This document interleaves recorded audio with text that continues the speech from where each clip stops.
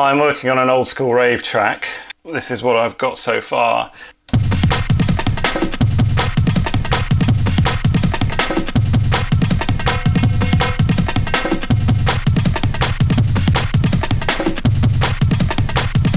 The first thing I'm going to do is make it a little bit slower. So I'm going to pitch down the breakbeat by a few semitones.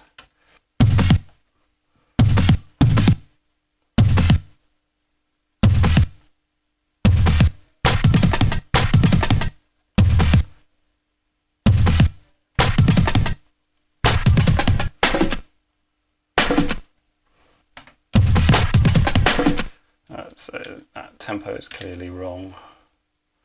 So when you pitch down by a semitone, everything drops in tempo by 6%. So if I was at 163 before, then I want to divide it by 6% twice, which should be 145 BPM, but you know, it'll probably need tweaks.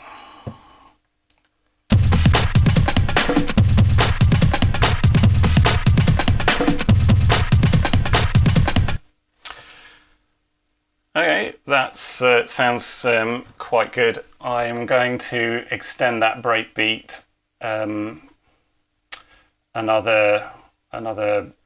well, double it basically, because it's only 2 bars long at the moment.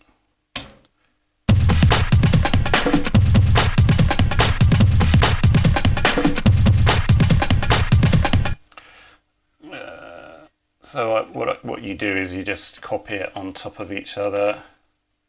Then it comes up with a pen there.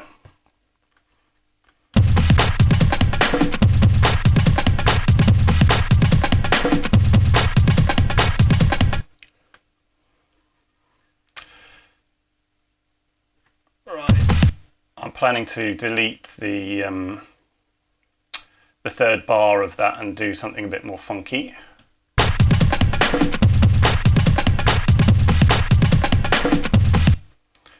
From this point on, basically.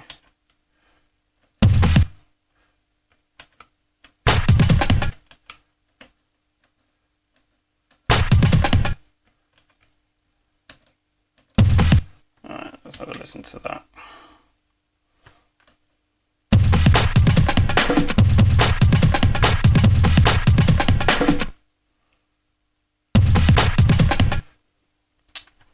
There's a nice gap in the breakbeat, just ready for me to drop something more interesting in.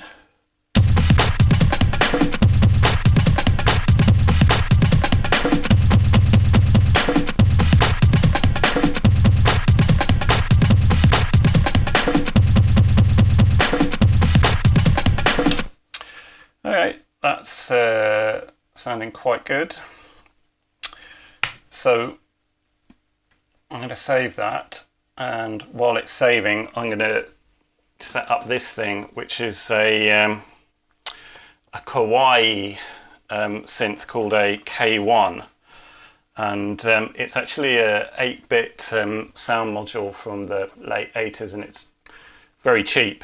The quality is a bit ropey, but that's perfect for the kind of rough rave sound that I want to achieve. Right, there you can hear it for the first time. There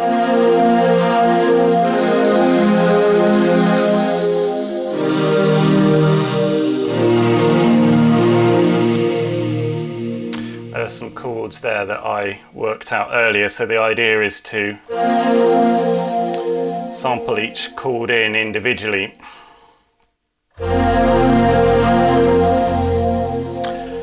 And on top of the breakbeat, I hope that should sound pretty good. So it'll probably go something like this.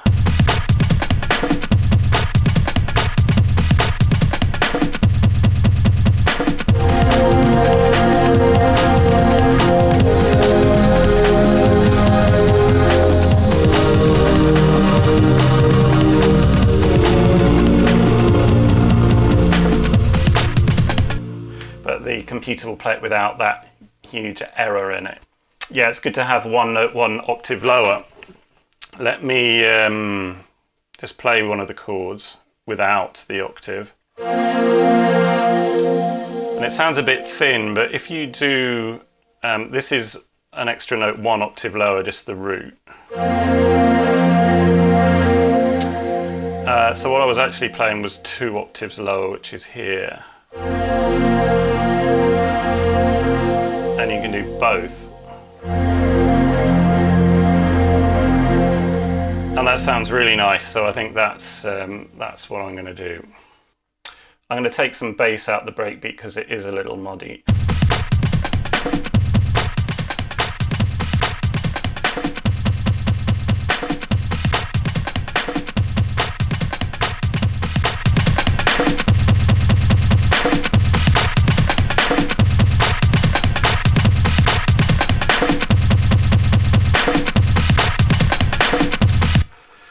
Okay. Right, so I am ready to sample now. So there was 4 chords. One of them was a F sus4, and one of them was an F minor. And then I played a C minor and a sharp sus4.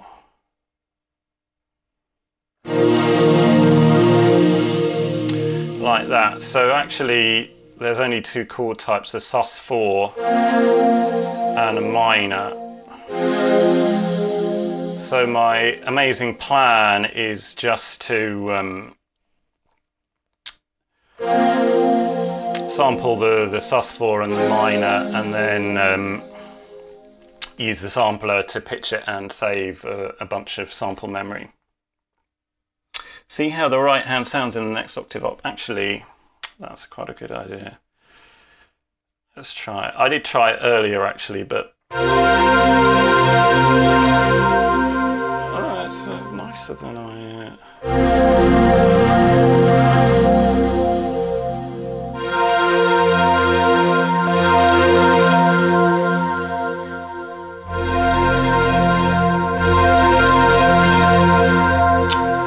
I think I'll take your advice there actually, Luca. That sounds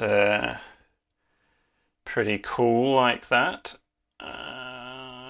And you came in with the suggestion just before I started sampling it, which is even better because I don't particularly want to go in and do it all again later. So thank you very much. So I'm going to bump up the record gain by 20 dB, and I'll see what the level is on the sampler.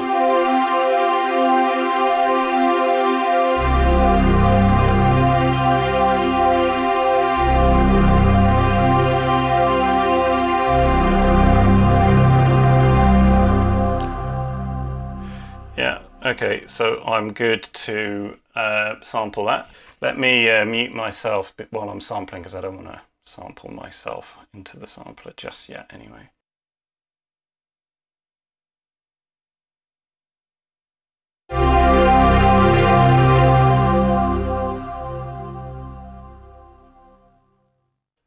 Okay, so the sampler says that it overloaded. Now, normally I don't particularly care if the sample overloads because it's nice to have a little bit of rough clipping.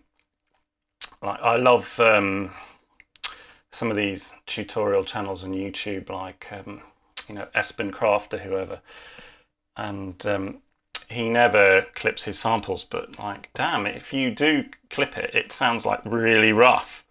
It adds a lot more grit to what you're doing. So I'm going to resample that.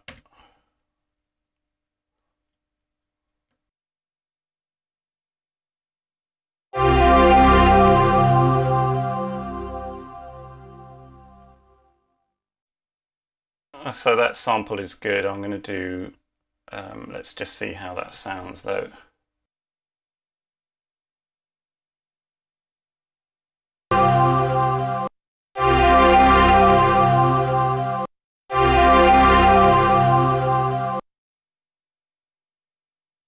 it's cut a little bit short. Now the reason for that is the SP1200 can really only sample 2.5 seconds maximum at a time. So what I can do is go up another octave again and then pitch it down an octave on the sampler. So it'll probably sound a bit weird, but it will be worth it.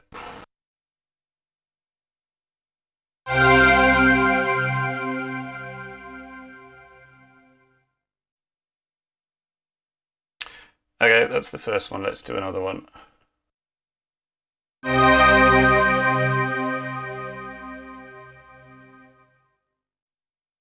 Sample is good. Right, let's hear what we got.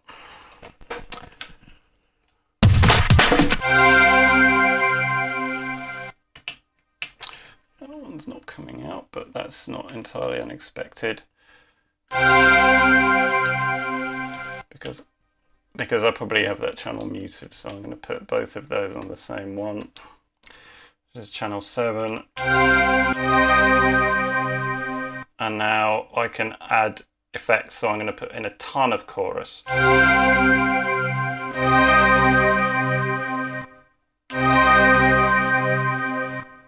And a bucket load of reverb as well.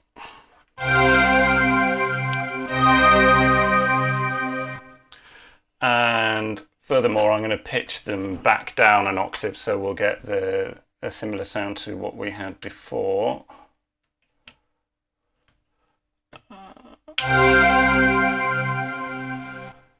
With even more grit.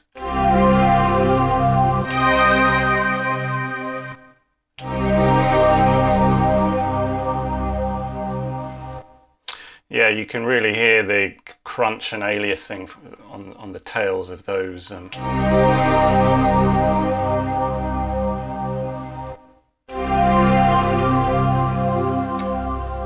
going to put some more reverb. I'd like to have like a ton. I'm going to go onto the mixer and choose an ambient reverb preset, which I hope will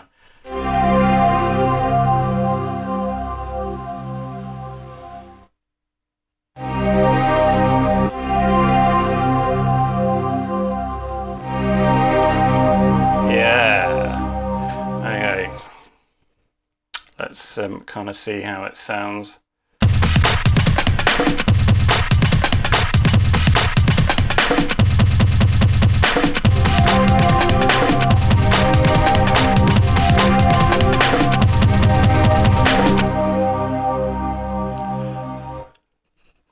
Excellent. I wonder if I can coax a bit more reverb out of it.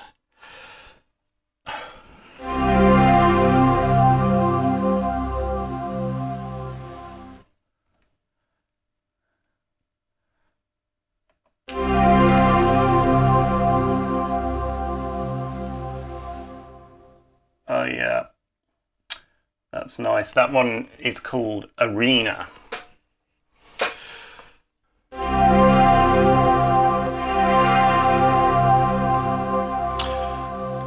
The Kawaii is going to go onto the floor because I want to play notes from the keyboard onto the sampler directly, so we don't need that anymore. But I might bring it back for some more sounds in a bit. I really like that thing. That sounds really dirty.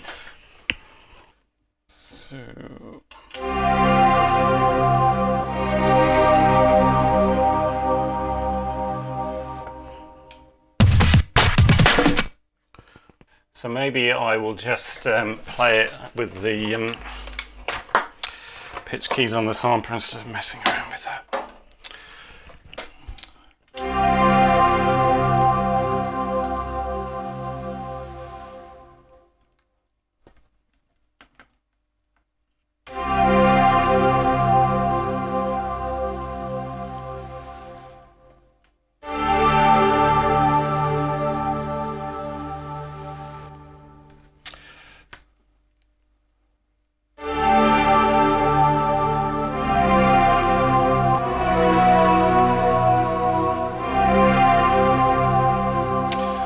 sounds really crusty. I could just happily just press this button all the time.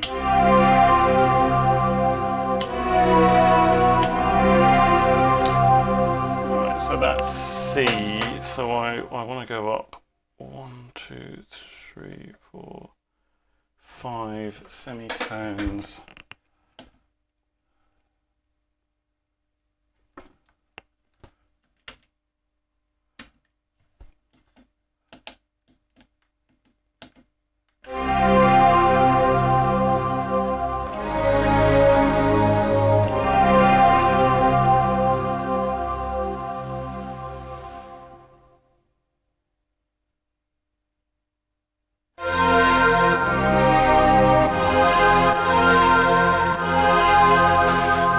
Let's drop this over the breakbeat.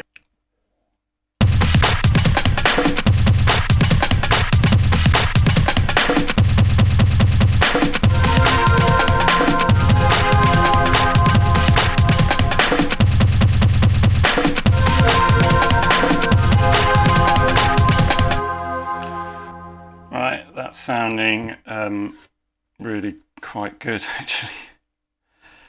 It's always kind of a surprise when you realise something that you're working on sounds acceptable, let's say. I want the 7th to be, sus4 to be there.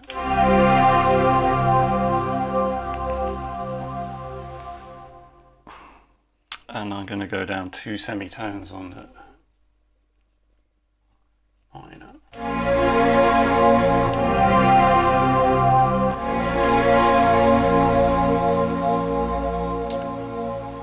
Sorry, what am I talking about? It's the other way around.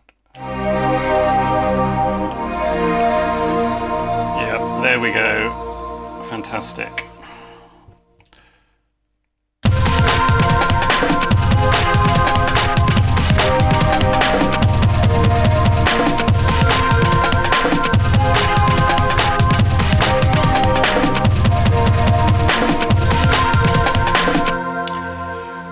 Oh dear. Probably need to check my calendar because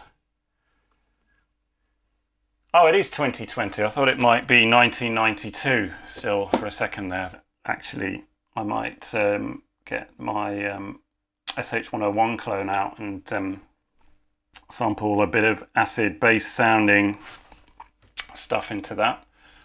Now, one of the disadvantages of using something like this, although it is very cool, is that it takes like really ages to save anything. It has been saving, so it's just finished saving now. And I'm going to save the sequences as well because I'm pretty happy with that. Alright, I'm back with the SH101 clone. Let's see what sound it's making right now.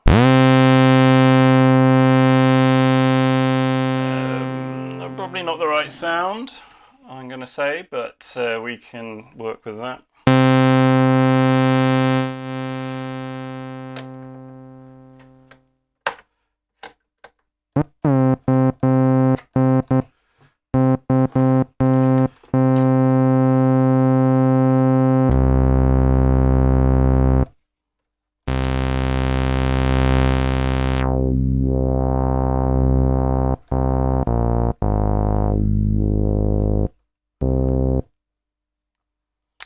Probably be nice if the cutoff had a gradual attack for like a sort of or maybe I should do like more of a Detroit stabby sounding bass. Decisions, eh?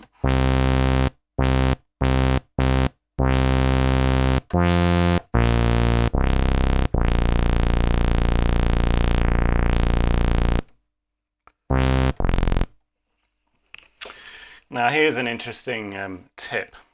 You guys will probably know this already, but when you're playing bass sounds, there's a certain point where the sound breaks up and doesn't really sound very good anymore. So there the sound is together, we have a nice bass. There it's together, but If we go down there, it really doesn't sound very good anymore. So you've got to be careful when you're programming a bass line that you don't end up playing a note like that, even if it might be in key and the other notes might sound good. That's not going to be a good look.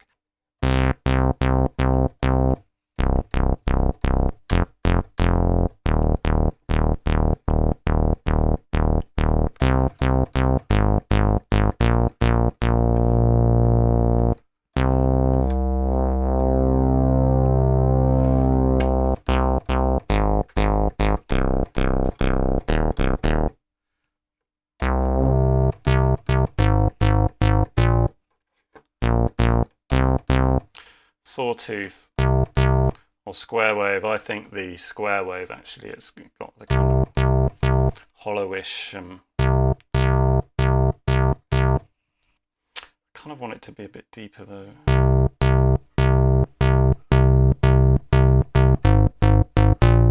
Maybe without any resonance at all. Just play it over the top and see how it sounds.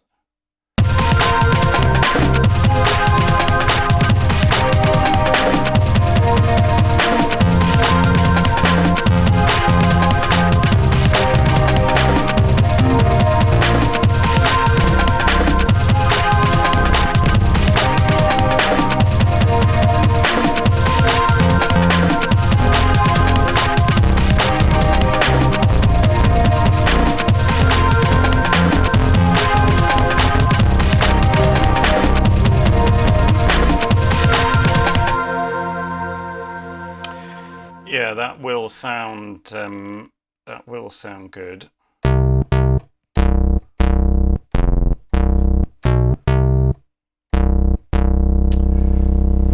It's still missing something.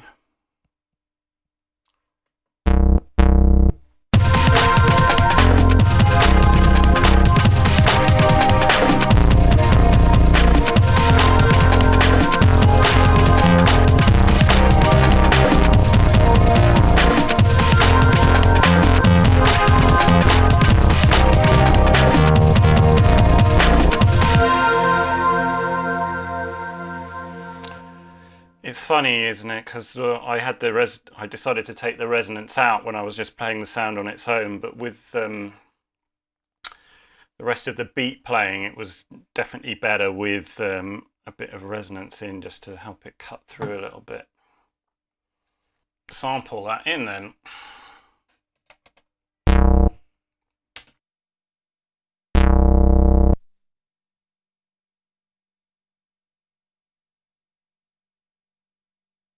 I'm going to do it again. I think that was too long. I wanted to go for a stabby bass.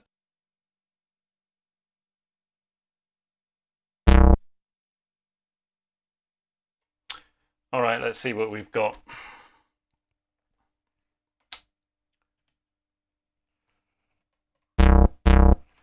There is the bass that I just sampled.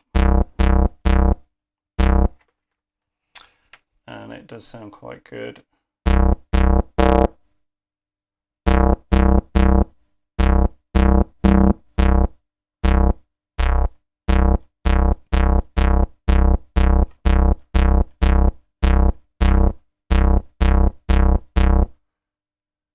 Just messing with the EQ a little bit.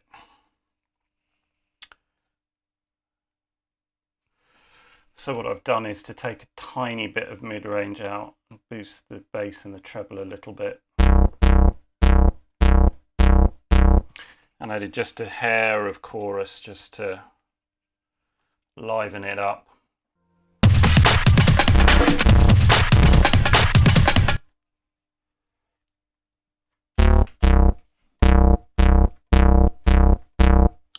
Right, so you can kind of hear the effect of the SP1200 now. So this is the C that I played on the SH101, and here it is on the SP1200. So it's kind of similar, but then because I want to play a few semitones up from that,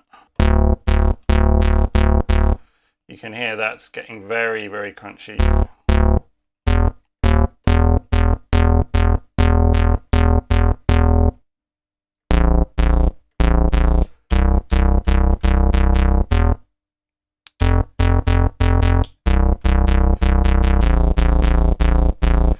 Alright, let's work with that.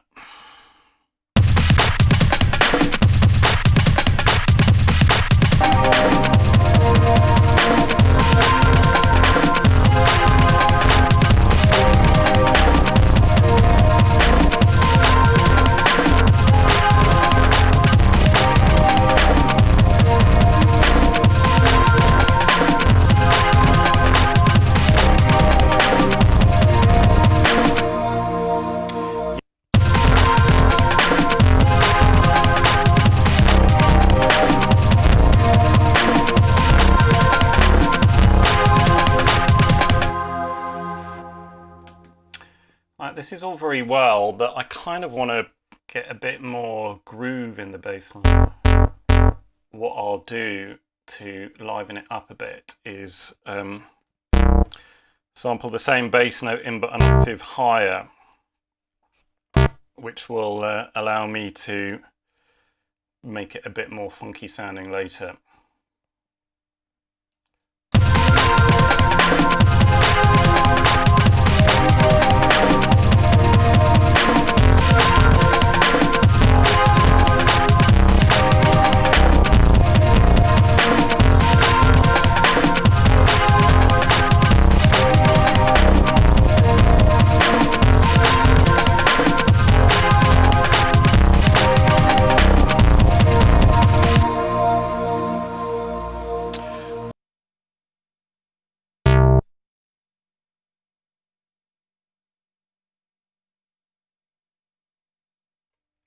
Alright, so I just sampled in the higher.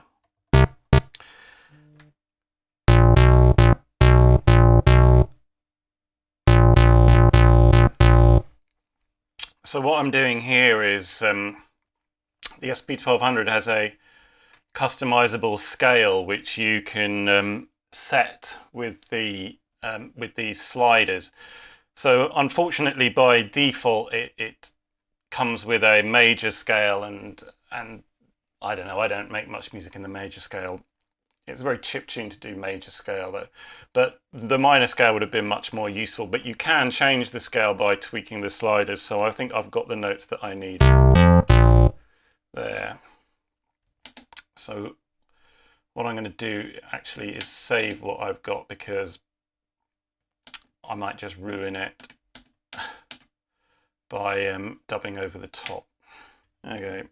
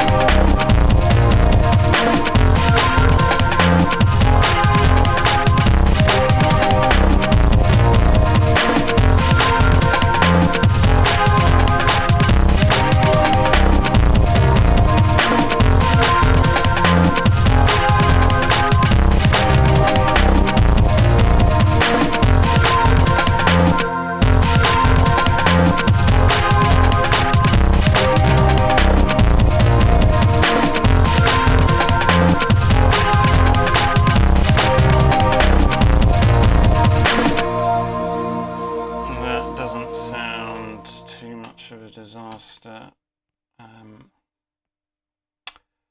I will go with that, I think.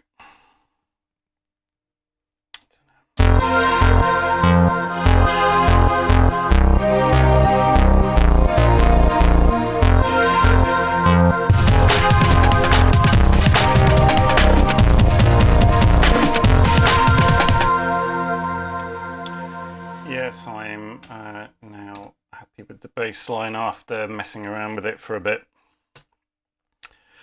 I always think it would be like a disaster to live with a musician, because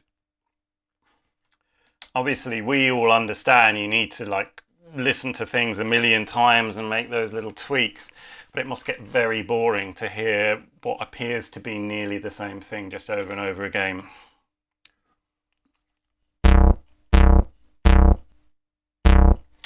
So what I'm doing now is shortening these bass sounds, because I had a long bit at the end where it wasn't making any sound at all.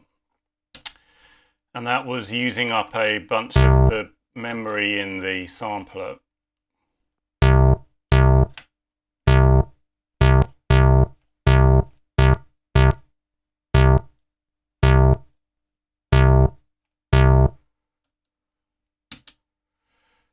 Which meant there wouldn't have been much space for anything else. But that's nice and short now, so we can go and see how much memory this is using. Right, that's quite interesting. So it's using 6.9 seconds of sample memory just with that. Now this thing can store up to 10 seconds of sample memory, so we've used like 70%, let's say. But there might be some tricks I can do later to try and reduce that a bit more. So here we are in the studio banging out an old school rave track. But there's worse things I could be doing on a dark Wednesday night.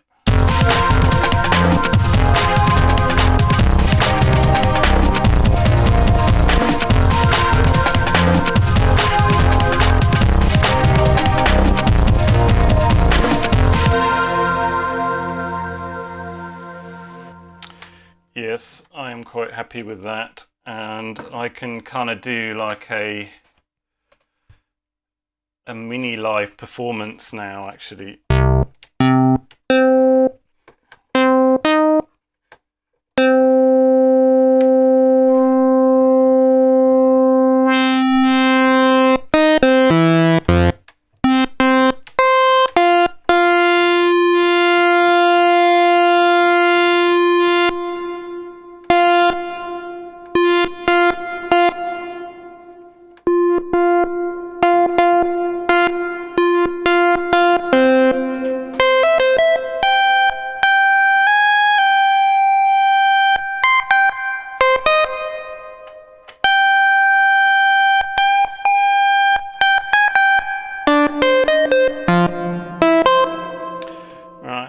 So I don't know how this is going to work because it's very off the cuff, but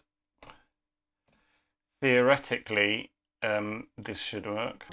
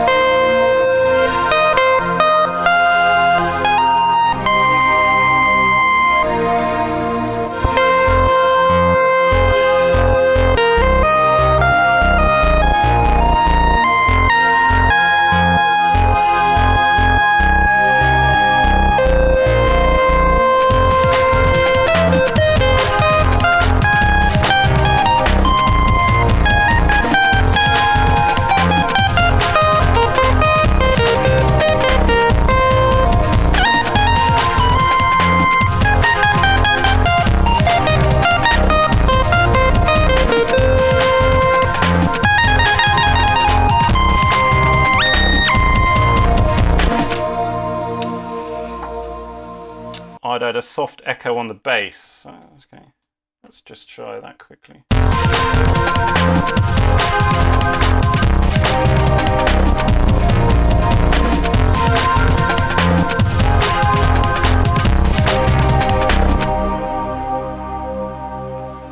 Yeah, it's nice with the soft echo on the bass, but I'm never sure if putting reverb and delay on bass anyway is a good idea, because it can get muddy. But I did think it's just It's only got a hair there. It's got half as much as I put on the string sound, but it did.